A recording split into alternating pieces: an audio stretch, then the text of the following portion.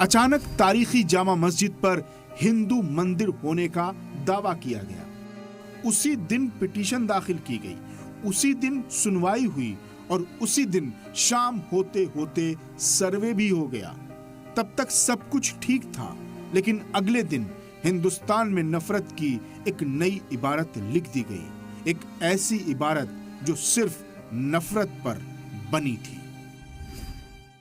तो 24 नवंबर 2024 को क्या हुआ था वो आपको बताते हैं। यहीं पर इसी गली में तशद्दुद भड़का था। पुलिस की मौजूदगी यहाँ पर थी, पुलिस यहाँ पर मौजूद थी और जो मुसलमान हैं वो इस गली में मौजूद थे। ये गली आप देख रहे हैं, यहाँ पर खचाखच पुलिस की मौजूदगी थी उस तरफ और यहाँ पर मुसलमान मौजूद थे। यहाँ से फायरिंग की गई, जिसके बाद वहाँ मौजूद जो मुसलमान थे उन्हें वो गोलियां लगी हैं। 5 लोगों की मौत हुई है। हालांकि पुलिस ने अपने दस्तावेज में जो जिक्र किया, सरकारी मौतों का आंकड़ा 4 बताया गया है, लेकिन आप ये तस्वीरें देख सकते हैं, वहाँ से गोलियां चली और ताबड़तोड़ गोलियां थी। कई शटर्स पर अब भी गोलियों के निशान यहाँ पर मौजूद हैं। 24 नवंबर वो दिन था जब सर्वे के लिए टीम दूसरे मरहले में यहाँ पर पहुंची थी।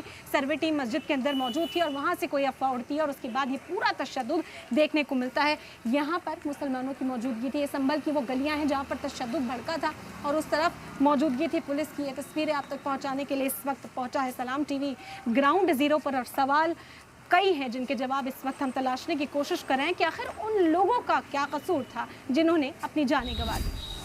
हालांकि संभल पुलिस ने इस हिंसा में सिर्फ 4 लोगों के मरने की तस्दीक की। चूंकि 5वें शख्स की मौत का कोई रिकॉर्ड नहीं है, यानी कोई एफआईआर ही नहीं दर्ज की गई थी। बीते साल 19 नवंबर 2024 को ये शाही जामा मस्जिद मकामी मुसलमानों और पुलिस के बीच झड़प का सेंटर बन गई। इस हिंसा में 5 लोगों की जिंदगी चली गई। हालांकि पुलिस की तरफ से जो ऑफिशियल बयान जारी किया गया, जो ऑफिशियल तस्दीक की गई, उसमें सिर्फ 4 मौतों का जिक्र है। 4 मौत ही नहीं बल्कि मुल्क में हिंदू मुस्लिम की नफरत की एक नई दीवार है। संभल में हमने एक ऐसे परिवार से मुलाकात की जिसके घर के मुखिया मोहम्मद रोमान की 24 नवंबर को हिंसा के दौरान पुलिस की गोली से जान चली गई थी।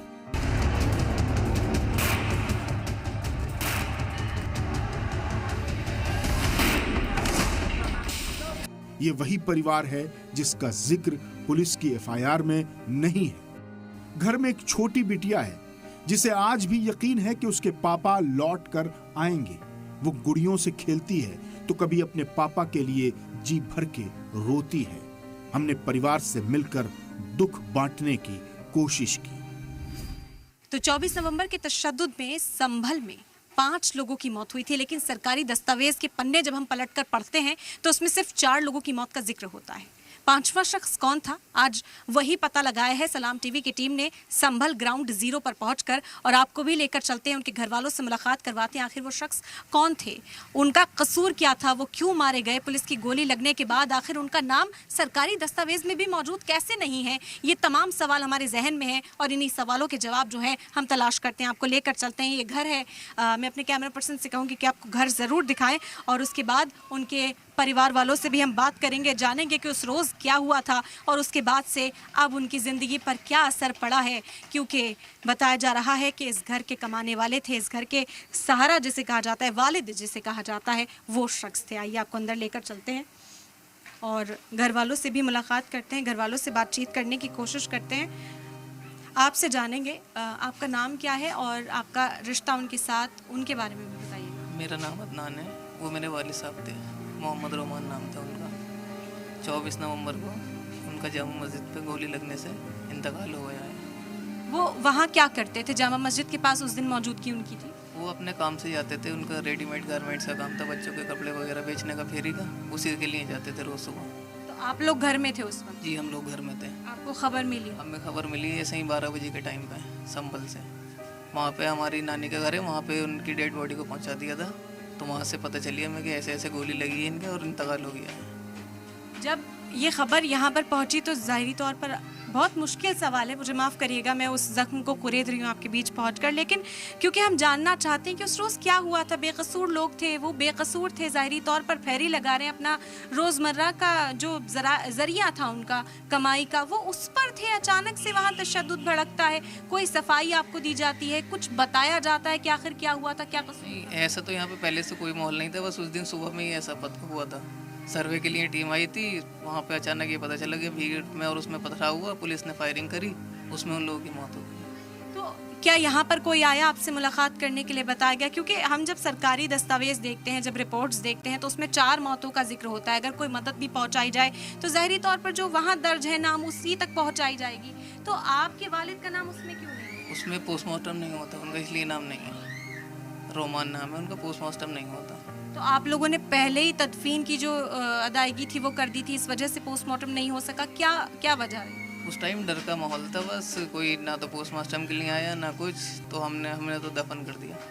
उसके बाद से आपसे कोई मुलाकात करने, किसी तरह की मदद को पूछने, फराहम करने कोई पहुँचाया? प्रशासन की तरफ से नहीं, प्रशासन की तरफ से कोई ना आया, ना ही उन्होंने पूछा इस बारे में। आपके घर में कौन कौन है? मेरी अम्मी हैं और 3 भाई हैं, हम बहन एक छोटी। आप लोग अभी तालीम हासिल कर रहे हैं, काम में हैं, कैसे? हाँ, तो ये दोनों भाई जो हैं ये तो पढ़ रहे हैं, मैं काम कर रहा हूँ। वालिद हैं, ज़ाहिरी तौर पर सहारा उनका होता है। घर पर कहा जाता है कि छत तब तक रहती है जब तक वालिद साहब रहते हैं। कैसे आप लोगों की ज़िंदगी गुजर बसर हो रही है? बस उनकी याद में कट रहा है हर दिन। ये आपकी बहन है छोटी? जी, सहर नाम है इनका। देखिए कि क्या उम्र है, और इस उम्र में वालिद का साया छिन जाना, वो भी बेकसूर एक शख्स जो अपनी रोज़मर्रा की ज़िंदगी चला रहा था, फेरी लगा रहे थे, वहाँ पर कपड़े जो है बता रहे हैं कि वो बेचा करते थे, और अचानक से एक तशद्दुद होता है, वहाँ पर गोलियाँ चल जाती हैं और इंसान यूं ही अपनी जान गंवा देता है, अपनी जान से हाथ धो बैठता है और पीछे छूटता है। ये परिवार, ये लोग जो यहाँ पर बैठे हुए हैं, अभी भी सवालों के जवाब तलाश कर रहे हैं कि आखिर मेरे वालिद का क्या कसूर था, आखिर उनका क्या कसूर था जो वो तशद्दुद भड़का। और अब सरकारी दस्तावेज में जो है उनका नाम भी कहीं से भी शामिल नहीं किया गया। क्या आप लोगों ने कोशिश की है राब्ता करें? क्योंकि अगर मदद मिलेगी, माली मदद मिलेगी, तो आपका घर बेहतर चल सकेगा। आपके छोटे भाई बहन हैं, सबकी जिम्मेदारी आपके कंधों पर आ गई। अभी तक प्रशासन से कोई राब्ता नहीं हुआ है हमारा, और ना ही प्रशासन ने हमसे किया है। यहाँ के MP, MLA, चेयरपर्सन किसी से भी नहीं? नहीं, ऐसे यहाँ पे हमारे यहाँ कोई नहीं आया है, ऐसा भी कोई। अब आप देख रहे हैं कि माहौल, क्योंकि आपने जिक्र किया कि उस दिन ये सब हुआ था, उसके पहले ना कुछ ऐसा था, उसके बाद के हालात कैसे हैं अभी? उसके बाद तो ये हालात डर का ही माहौल है, और सब यहाँ पे काफ़ी लोग जो हैं गिरफ्तार भी हैं पहले से। उसके बाद डर का माहौल बना हुआ है यहाँ पे प्रशासन की तरफ से। बिल्कुल, तो ये इन्हें मासूम ही कहूँगी मैं, इससे ज़्यादा आप देख सकते हैं किस हालत में ज़िंदगी गुजारी जाती है। और दुनिया की कोई नेमत मिल जाए, दुनिया की पूरी दौलत मिल जाए, लेकिन बाप की जगह, वालिद की जगह जो खाली होती है, वो मुझे नहीं लगता है कि किसी के भी आ जाने से या किसी भी वसाइल फराहम हो जाए, इन्हें कोई भी मदद इन्हें मिल जाए, वो कमी शायद पूरी कभी ना हो सके। लोगों ने बताया हमें कैसे ऐसे वो ख़त्म हो गए हैं, और वहाँ पे उन्हें जामा मस्जिद के वहीं पे ही पड़े हुए मिले थे। उन्हें किसी ने उठाया भी नहीं था। जब किसी ने उठाया उन्हें, तो उठा के फिर उन्हें सब में घुमाया शनाख्त के लिए, क्योंकि उनका चेहरा इतना खून में था कि वो पहचान में नहीं आ रहे थे। तो फिर जब उनका चेहरा साफ़ किया पानी से और उससे, तो जब उन्हें पहचाना, जब उन्हें लोग ले करके आए हमारे घर पे, फिर उसके बाद मुझे अपना होश नहीं रहा सुनने के बाद में कि क्या हुआ क्या नहीं हुआ, क्योंकि मुझे आज तक मुझे होश नहीं है, मेरी दिमागी हालत ठीक नहीं है बिल्कुल। जिसका शौहर इतनी जवानी में चला जाए, उस औरत का क्या होगा?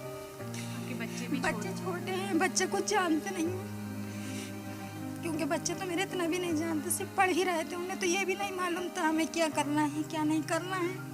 बस अचानक उनके पापा का घर से जाना और ख़त्म हुए हुए वापस आना, इतनी देर का हादसा था ये, जो सब कुछ वह ख़राब हो गया। पूरी ज़िंदगी की कहानी एक ही मिनट में बदल गई सब। फिर मुझे उसके बाद का मैडम कुछ पता नहीं क्या हुआ क्या नहीं हुआ, क्योंकि मुझे अपनी जान का ही होश नहीं रहा। और आज भी मुझे पूरी ज़िंदगी जिएंगे, लेकिन काटने के तरीके से जीने के नहीं। जीने का मकसद तो ख़त्म हो गया हमारा। अल्लाह बहुत बड़ा है, हौसला रखिए। लेकिन मैं आपसे यही जानना चाहूँगी, क्योंकि मदद बहुत ज़रूरी है। आपके बच्चे अभी छोटे हैं, भले ही यहाँ हम देख रहे हैं कि आपके बेटे, आप रोइए मत, आप हिम्मत से काम लीजिए, अल्लाह बहुत बड़ा है।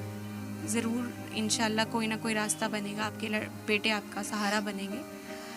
हम चाहते हैं कि आपकी मदद हो, किसी भी तरीके से आप तक मदद पहुँचे। आप क्या चाहती हैं? आप कुछ कहना चाहेंगी इस बारे में? नहीं, मैं कुछ कहना नहीं चाह रही। जो आप सब लोगों को बेहतर लगे हमारे हक में, बस वो ही ठीक है। मुझे अपनी दिमागी वो नहीं है, क्योंकि मेरा दिल ही वो नहीं करता। समझ लो हमारे यहाँ का सुबह का नाश्ता तक ख़त्म हो गया है बच्चों का, इसलिए कि दिल ही नहीं चाहता उठने के लिए। बच्चे स्कूलों को खुद ही ऐसे चले जाते हैं, इसलिए कि करके कौन दे, मुझसे उठा नहीं जाता, मेरे दिल से भी नहीं खड़ा हुआ जाता। मेरे शौहर का साया 1 ही मिनट में मेरे सिर से चला गया।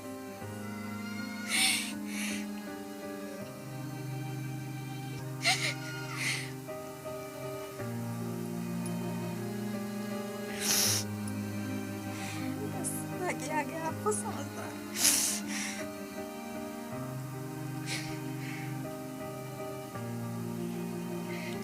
अगर मेरी आवाज़ जिम्मेदारान तक पहुंच रही है, कहीं तक भी पहुंच रही है, किसी तंजीम तक पहुंच रही है, अगर आप सच में मुआशरे के लिए कुछ करना चाहते हैं, एक आम इंसान आप हैं, तो इस घर तक मदद ज़रूर पहुंचाइएगा। इन्हें बहुत ज़रूरत है आपकी, और मेरी बस यही अपील है।